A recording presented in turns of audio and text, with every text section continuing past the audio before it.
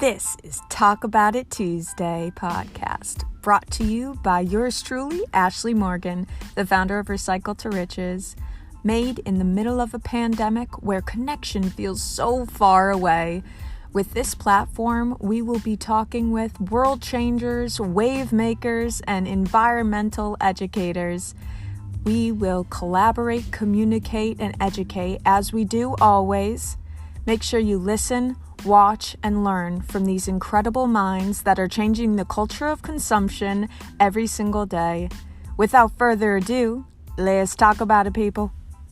It's February episode of Talk About It Tuesday podcast. We are talking all things waste diversion, and we're talking with Camille Tagle, co-founder and creative director of FABSCRAP, a nonprofit in New York City, rethinking textile waste. We're very excited to get into this. So without further ado, let's talk about it, people. All right, this is Talk About It Tuesday, February episode. So excited to have Camille Tagle here, and we are going to give her some time to introduce herself. And I just want to know how you started. I love stories and the journey story of creators and founders. So let me know how you started, Camille, FABSCRAP. I know you're co-founder as well, but let me just know your journey story for the community. Absolutely. I think it's funny because a lot of people in sustainability kind of stumble into the industry, and that is definitely my experience. I actually had a career as an evening wear designer before FABSCRAP. And so I was one of those in the industry who's actually contributing to the textile waste problem. And it was during my time as a designer that I started seeing firsthand how much usable fabric was actually going to landfill. So for me, that was a huge eye-opening thing that had never been mentioned in any of my schooling or any of my experiences as a freelancer or an intern. And so when I was really in it, just coming to terms with how much I was contributing to the problem was a real personal issue for me. And so I had these moments of reflection where at the end of the day, I kind of asked myself, well, what do I want my contribution to be?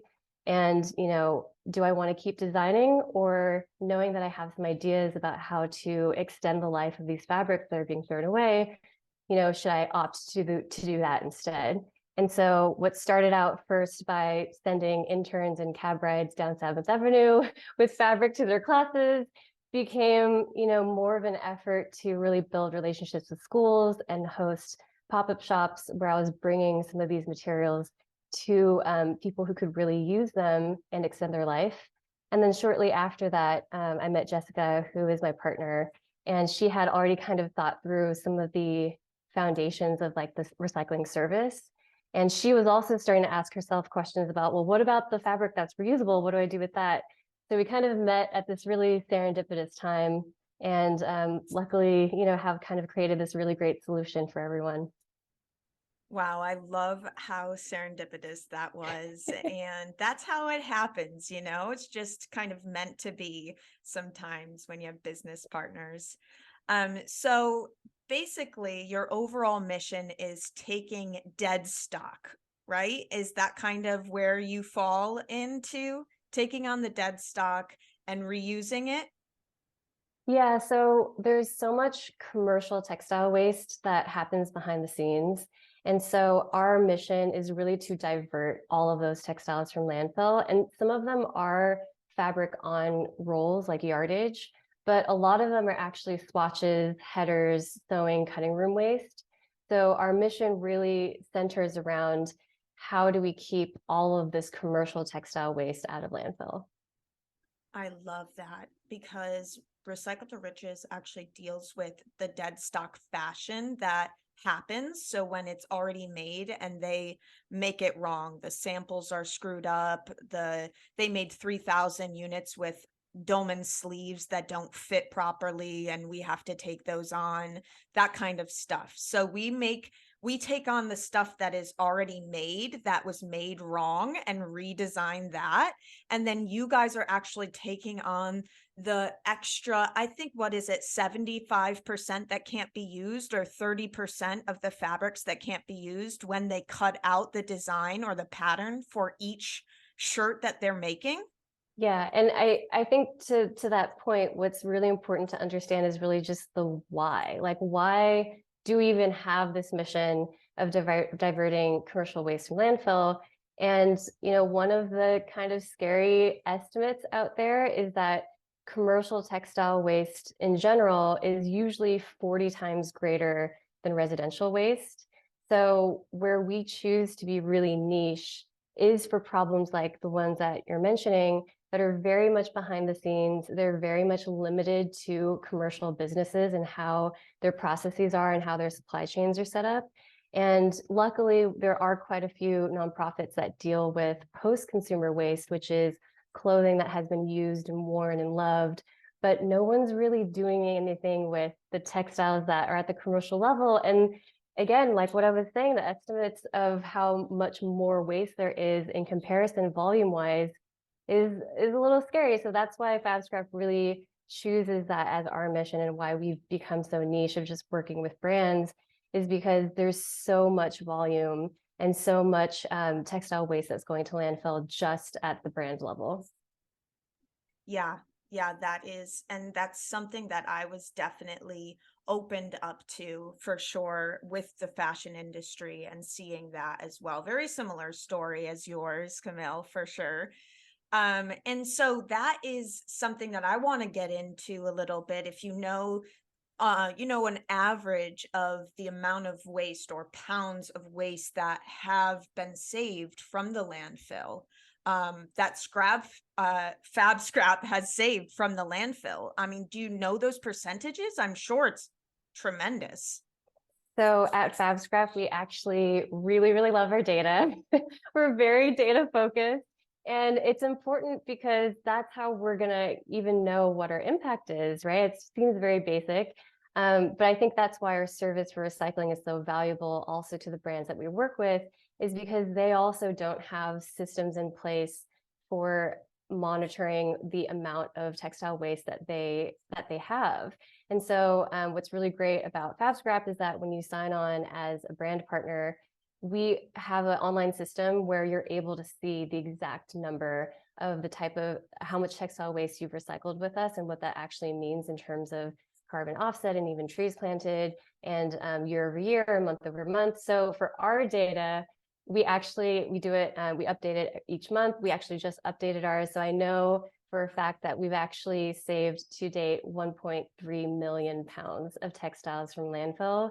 And, you know, we're a relatively young nonprofit. You know, we're entering our 7th year of operations, and our team is small. You know, we have 12 members in New York, 5 members in Philadelphia, which that location is just over a year old.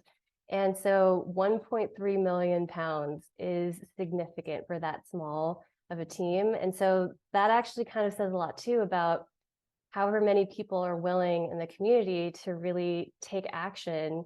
You can really accomplish quite a bit, you know, as a small group even. And at FABSCRAP, really proud to say that, yeah, 1.3 million textiles so far kept out of the landfill.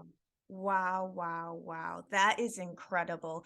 Yeah, when we do our end of the year, like reporting, and we have all of those statistics coming in of what we did over the year, it's crazy. And you're just like, how did this even happen? Like, how did this action happen? It's crazy. Just with a thrift rack that we do, where we take on thrift clothes and put them into different stores on one little thrift rack, we've saved like over, I think it was 3,000 pounds this year alone. Like, That's phenomenal. That's it's great. crazy, you know? But what's even better is you're keeping track though, too. Yeah. I mean, that's what we're big on that too. Yeah. I feel like data, like you said, data is the only way you know what you're saving, and it gives transparency to the consumer. And that's the biggest thing with changing the culture of consumption. which I believe you guys are doing completely. FABSCRAP is changing the culture of consumption in a huge way. And that's the key, is the data. So they see, whoa, it's impactful. Like you just said, 1.3 million pounds of clothing, or of material, textiles, textiles, which is even better because it's before it's made. So it's pre-consumer material. That's what FABSCRAP is focusing on. So the community knows. It's all those fun, fancy words, right? But you got to break it down sometimes. All right, so let's go into, I noticed that I heard that you said you work with schools and things like that. And so how do you guys partner with schools and support the next generation? Oh my gosh, education is so, so important. And again, personally, my story had kind of been it being in those shoes of being a design student and kind of realizing, like, why wasn't this ever talked about? It was just part of the education that was missing, was just a more in touch reflection of what exactly is happening in the industry, right? And so where we come in is, we are really trying to create awareness of the full design process and fill in any of those gaps in their education that maybe, they aren't getting to, or the courses don't include. But, general information about how even things in landfill contribute to climate change, but then more specifically about, what is that process where all this waste is accumulating at every point, and why, as a designer, you actually have to be very, very conscious about the product that you're creating, because you will end up in some way or another coordinating and contacting those different parts of the supply chain in developing your product. And then, encouraging, even down the road, what happens to that end of life of your product. So really trying to enhance the education that they currently have, to really open it up and have them think of all these different factors. And the best way that we do this is to offer presentations to schools, and we can do this either in person or digitally. With COVID, the digital option ended up being super popular. That has really stayed with a lot of professors even after, but that really has become a robust part of our operations. And we do quite a bit of workshops as well. There's a lot of skill building technique workshops in addition to just the educational workshops that we do. So wherever possible, just trying to talk about the whole issue, but then also, I guess, provide as many like skill building opportunities as possible. And then lastly, the accessibility to the materials that we actually keep out of landfill that are available for reuse. We really, really want to support these next designers, because we believe they're going to be the next change makers in the industry. And so accessibility is key for us. We have a lot of different programs other than just a student discount. We have a pay what you wish section where you literally can just determine what you want to pay for specific types of fabric. And then, quite a few other options with, like, if you come to volunteer, we're happy to gift, 5 pounds of fabric for your time. Just wherever we can, making donations to schools if they could use fabric scraps for their art projects or their assignments, and really trying to build that relationship with educators as well, so that they're also getting additional education to supplement what they're teaching in their courses. Yeah, I really love that, because it's not like you're saying, what you guys are doing is wrong. It's you're adding something to their curriculum. So you're not telling them that they're doing their job wrong. You're just enhancing what they're doing, which is so important, because we know how hard it is for the teachers out there, and how challenging it is to get a proper curriculum. And a lot of them want it, but don't know how to get it. And you're the solution for that. And I really appreciate that's a very good, that's a hard mission, but it's a very, very necessary thing right now. And that's where I commend a lot of the educators that reach out to us to set up these presentations, is they're realizing, okay, I can be the organizer and help like provide these resources to my students. I myself don't have to be, the ultimate expert on all things sustainability, but even in just connecting their students with where those resources could be. And so if after the presentation, a student is looking for fabric, just that introduction alone could really help, go a long way for that student in their journey.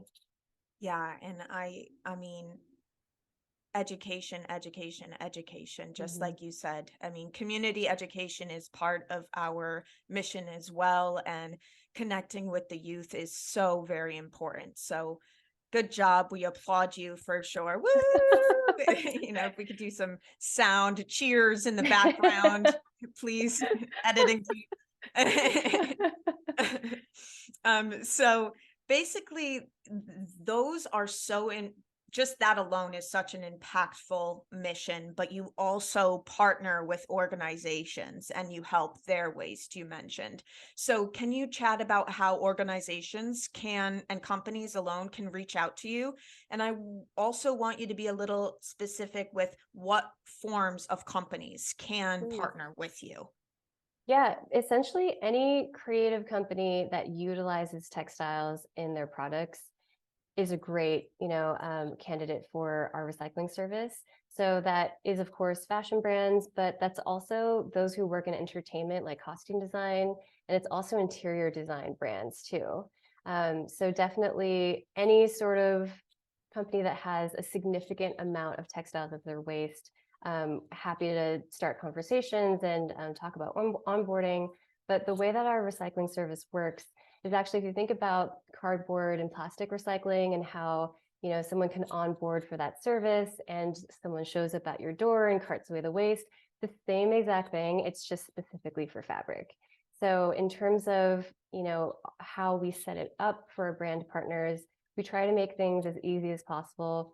I know very well how crazy it can get on the day-to-day, and how difficult it is logistically to try to move some of this fabric and try to find it a new home, having been a designer. And so where our service really streamlines is that we try to make it as easy as possible for those who use our service.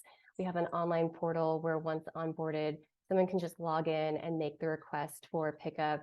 And then FABSCRAP shows up at your studio or office and carts away the textiles.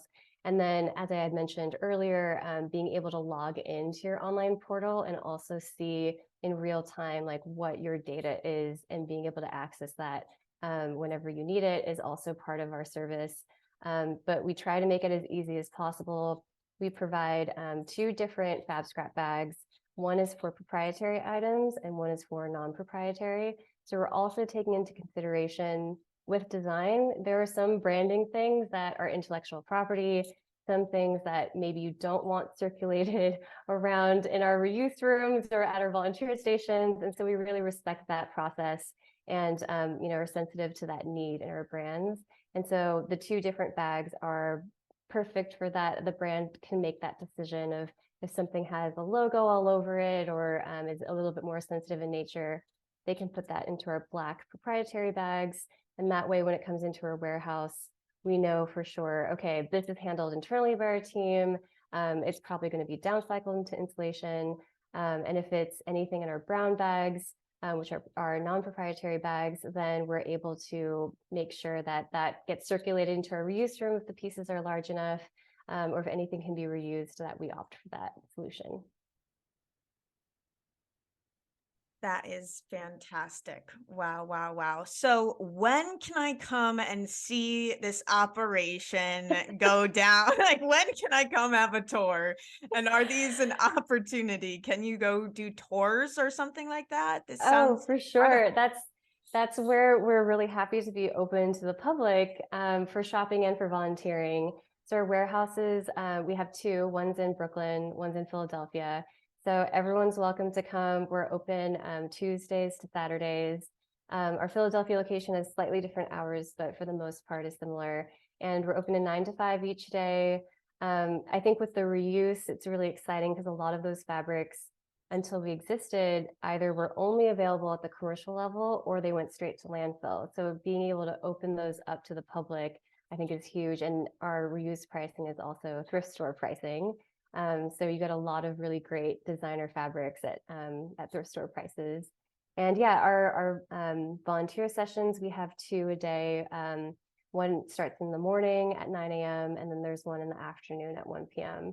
But anyone can stop by and say hi, or they're even just curious to see what's happening at our warehouse and how the volunteering or shopping works. Totally fine to swing by during our open hours.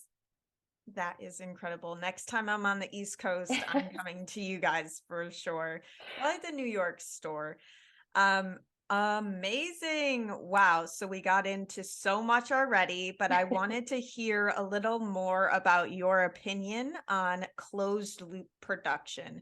And I can't wait to hear this because everything you've Putting on some pressure. I know, but everything you've already said has been closed loop. So I'm just very excited to hear your personal definition. It's such a personal experience, your travels with how you define your own closed loop. Absolutely. And I guess I'll kind of preface it first because, I want to make sure everyone who's listening is kind of on the same page.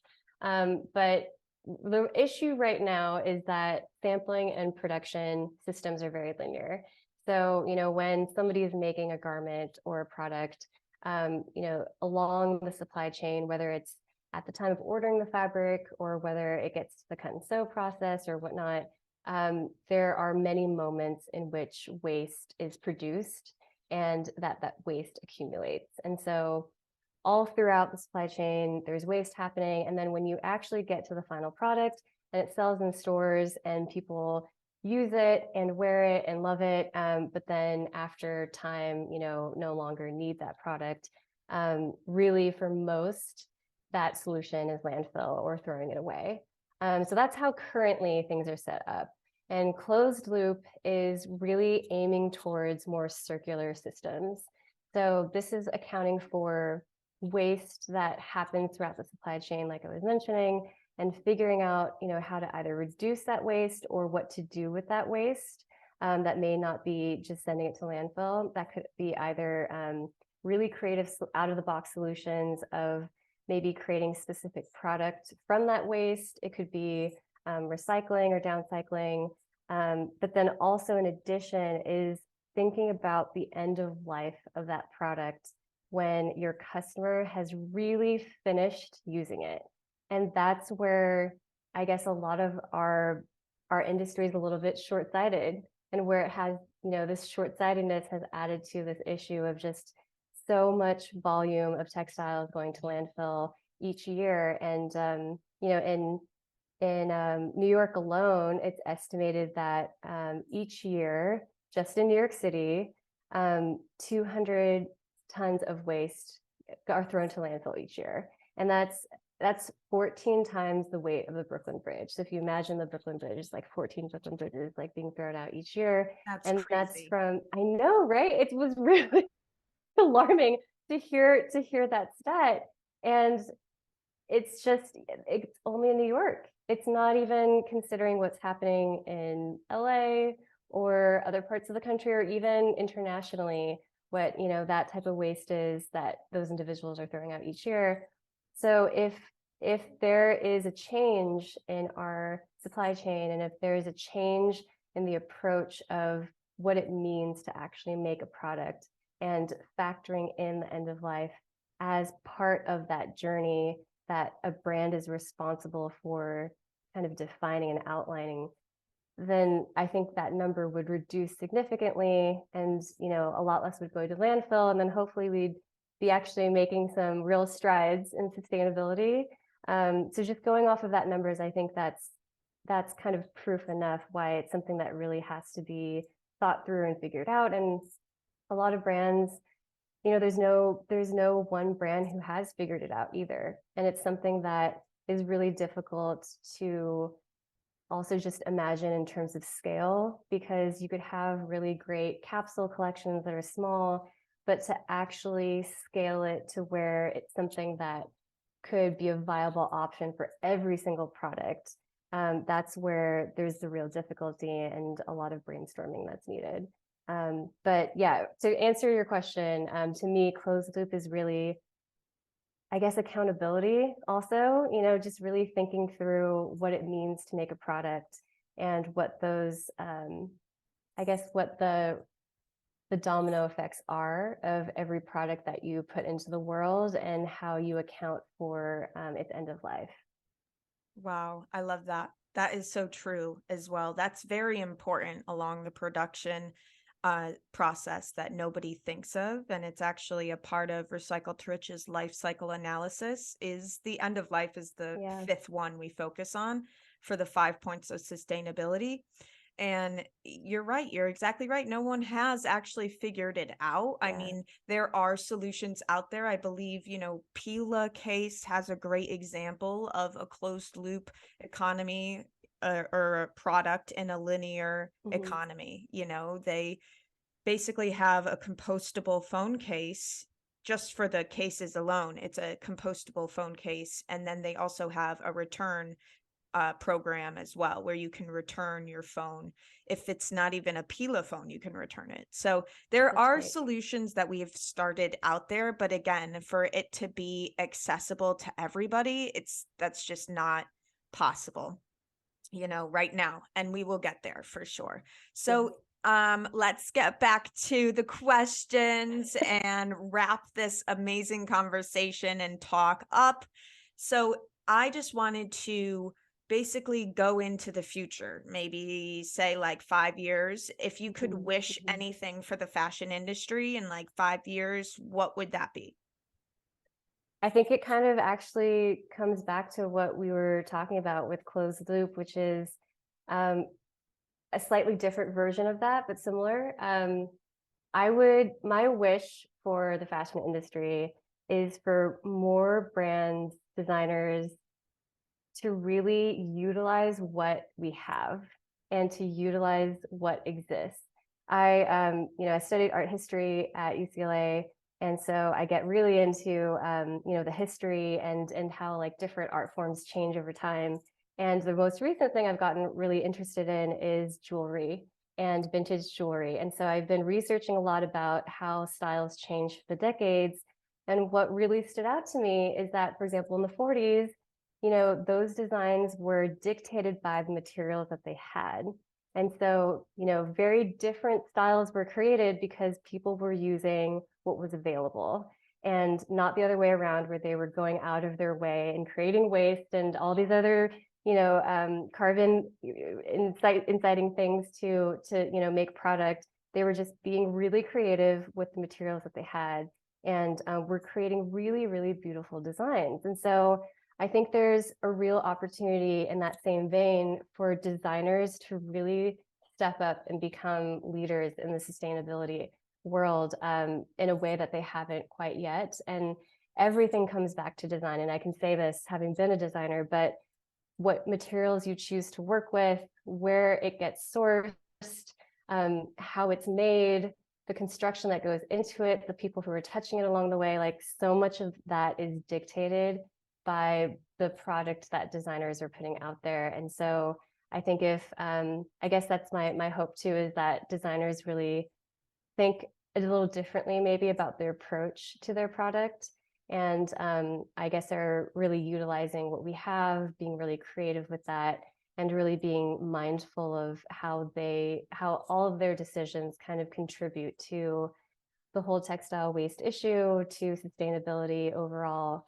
And kind of their role in the industry, but also the world. Yeah, that's true for sure.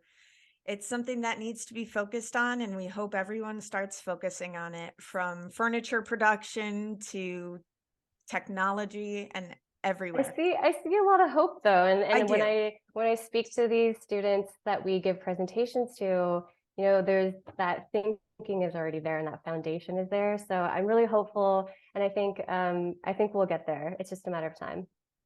Well, on that hopeful note, we'll wrap this amazing chat up. Thank you, Camilla, for joining us on Talk About It Tuesday, February episode. This has been an awesome Talk About It Tuesday. Thank you so much for having me. It's been fun. Okay, that was February episode of Talk About It Tuesday podcast. Thank you, Camille Tagle, for talking about your nonprofit in New York, FABSCRAP, that is actually rethinking textile waste. We definitely need more solutions such as this. Thank you so much, Camilla, and thank you for listening, community. Don't forget to check out our next episode coming out in March. As always, community, until then, let's never stop talking about it.